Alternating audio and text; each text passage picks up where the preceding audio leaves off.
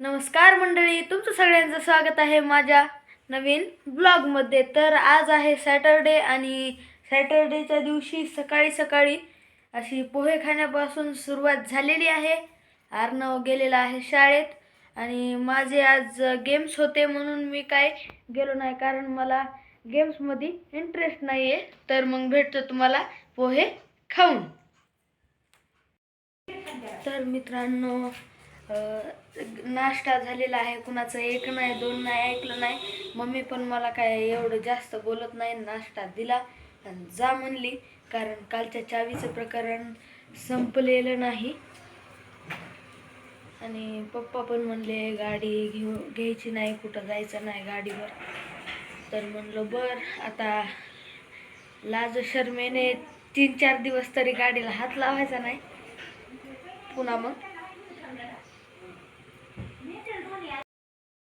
तर मित्रांनो, पोहे खाऊन झालेले होते आणि मी आता वह्या पुस्तकं लावत होतो, कारण आपण थोडं आपलं आपलं काम केल्यावर मम्मीचा राग थोडासा शांत होईल.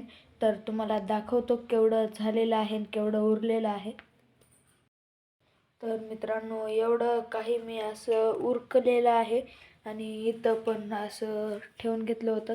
हे होतं टूथपेस्टचं कवर होतं आणि त्यालाच मम्मीने असं आपलं गन पावडर, काय परफ्यूम तेल हे ठेवायला केलेलं आहे.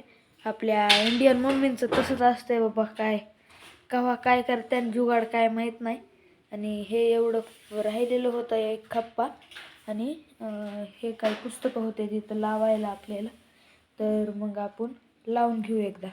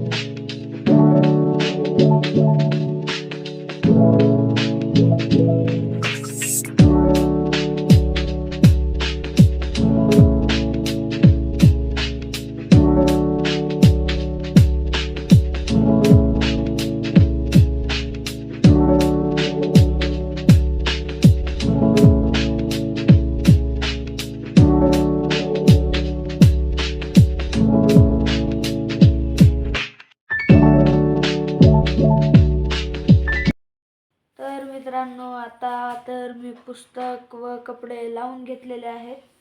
तर एकदा तुम्हाला दाखवतो आणि मग मला थोडा अभ्यास पण करायचा आहे. घरी बसल्यावर थोडं आपलं पण काही काम झालेलं पाहिजे. फक्त मी व्हिडिओज काढत नाही तर अभ्यास करतो. तर तुम्हाला दाखवतो. तर मित्रांनो, बघू शकता तुम्ही, असं काही सेटअप केलेलं आहे. वरी कपडे लावून घेतलेले आहेत. खालच्या याच्यात आपल्या अंगाला तोंडाला लावायचं काही सामान आहे. आणि तिसऱ्या खप्प्यामध्ये आपले पुस्तकं, वह्या सगळं आहे. चौथ्या पण खप्प्यामध्ये तसंच आहे. तर खूप असं छान दिसत आहे, नीट ठेवलं आहे म्हणून. तर बघू शकता. तर मित्रांनो, आता मी उघडलेलं आहे पुस्तक आणि आता मला वर्कबुक सॉल्व करायची होती, ती मग मी करत बसलेलो आहे. तर ही वर्कबुक SSTची होती आणि तुम्हाला तर माहिती आहे SSTचे सर किंवा मॅडम किती स्ट्रिक्ट असतात. त्यांना थोडं पण काही असं अपूर्ण जमत नाही. म्हणून तर मी SSTचं माझं लेखी पूर्ण कंप्लीट असतं. वाचन नका होऊ जा, पण लेखी त्यांना पूर्ण पाहिजेच असतं, म्हणजे पाहिजेच असतं. तर ते मी आता करत बसलेलो आहे. पेन्सिल हे घेऊन आपलं वर्कशीट कंप्लीट करत आहे. तर मग मित्रांनो, माझा अभ्यास झाल्यावर भेटू पुन्हा आपण. तर मित्रांनो, मम्मीचा राग झालेला होता शांत आणि आम्ही निघालेला आहात आता देवीला, व काहीतरी शॉपिंग करायची होती मम्मीला. तर मग आपण सोबत जात आहे मम्मीच्या. अर्णव पण येत आहे. मग भेटू मग देवीच्या मंदिराकडे. तर मम्मी आणि अर्णव झालेले होते रेडी. अर्णव तर खूप उतावळा होता. अर्णव पहिल्यांदा गेला. मग मम्मी पण आली.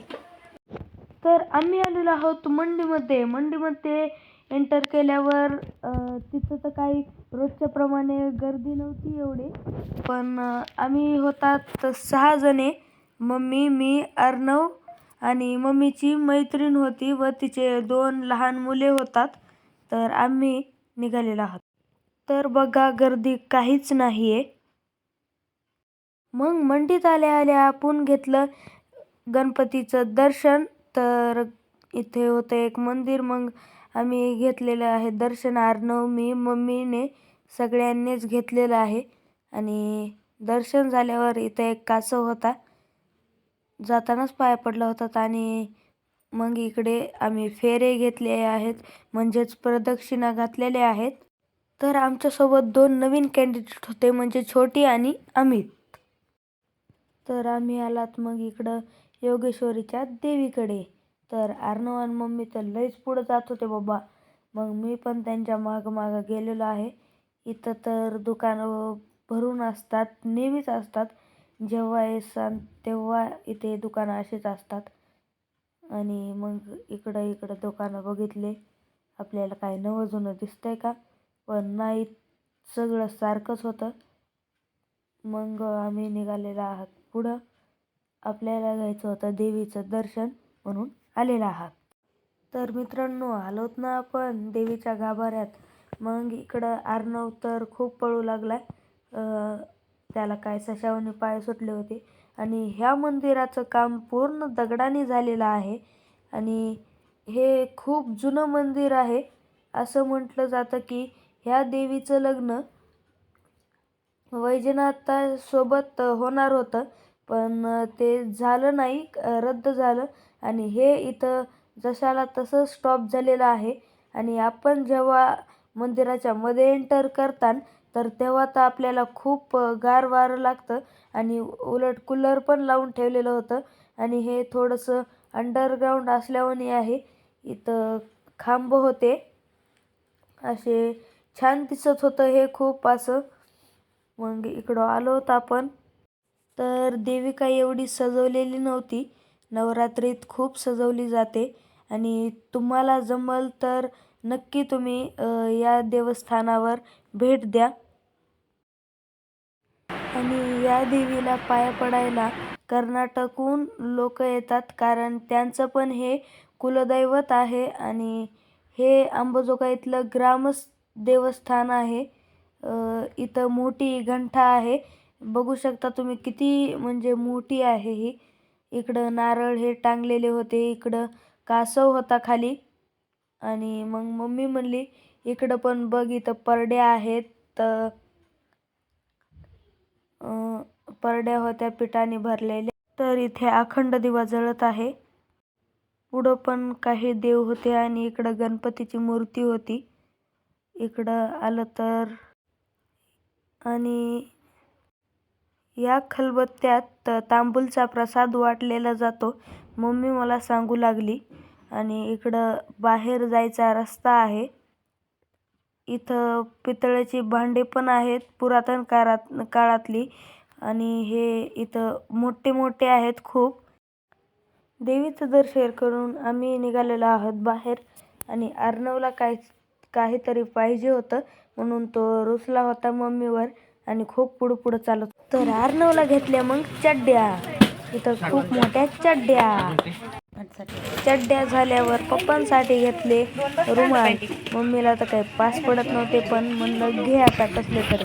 अर्णव खूप रडत होता, त्याला भेटलं नाही चांगलं काय त्याच्या मनासारखं, म्हणून तो कॅमेरा धरत होता. पण मम्मी म्हणली गपचूप बस. मला माहीत होतं पोरींचं तर काही लवकर होत नाही. आणि ह्या पोरीनं तर खूपच पसारा मांडून ठेवला होता. बाबा म्हणलं, आमचे ह्याच्यात 4 ड्रेस येतात. तर मित्रांनो, आपण बाहेरून खूप दमून फिरून आलेला होतात. आणि आल्या आल्या आम्ही थोडंसं जेवण केलं आणि आता झोपलेलं आहात, कारण खूप उद्या रविवार आहे, एवढं तरी बरं आहे. नाही तर उद्या शाळा म्हणल्यावर तर काय. अर्णव पण होता इथं बघा, तिखट लागलेलं आहे त्याला. त्याने हे स्वेटर घेतलं होतं, तुम्हाला दाखवलं होतं, त्यानं वेअर केलं आहे. तर तुम्हाला आजचा ब्लॉग आवडला असेल तर लाईक करा, शेअर करा, कमेंट करा व सबस्क्राईब करा. मग भेटू उद्याच्या ब्लॉगमध्ये.